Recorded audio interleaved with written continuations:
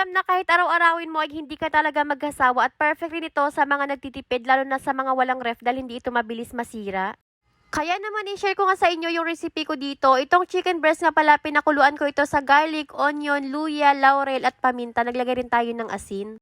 Dalawang araw na nga pala naman ito, naglagay naman ako dyan ng kulay niya, kaya ngayon gagawin na natin. Naglagay tayo ng laurel, hinimay ko nga pala muna ito at pagkatapos mag-i-slice naman tayo ng aromatic, katulad na lang nitong onion. Medium onion lang yung gagamitin natin dito. Slice lang natin ito ng maliliit at pagkatapos mag-mince rin tayo ng 4 cloves of garlic. Kapag okay na, magpait lang tayo dito ng 1 cup na mantika. Lagay natin yung garlic, onion at 3 peraso na siling labuyo. Kahit 3 piraso ngayon nilagay natin na siling labuyo dito ay yung anghang niya ay saktong-sakto lang talaga. Nag-add na rin ako ng paminta at turmeric powder. Lagay na rin natin dito yung chicken.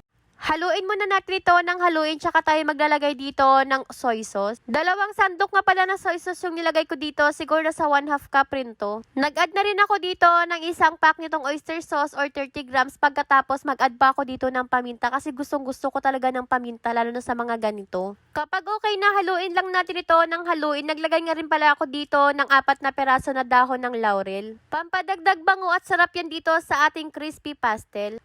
At ayan, luto na ito, kaya naman subukan nyo na rin yung recipe natin dito.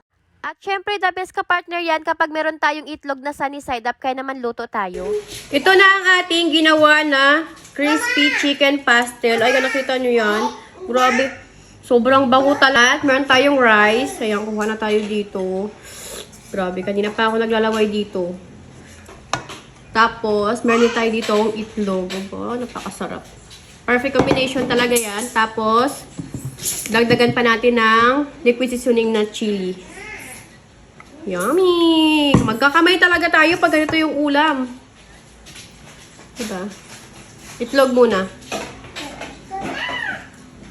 Mmm. Mmm. Mmm. Mmm. Grabe, ang sarap! Grabe, sobrang sarap. Mmm!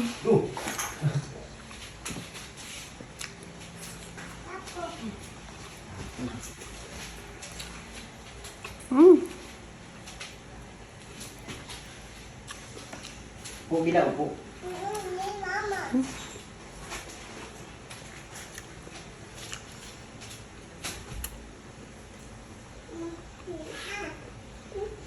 Kaya kung ulamin ng isang buwan to.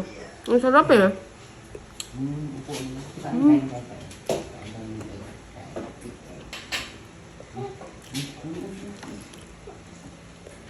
Alam mo,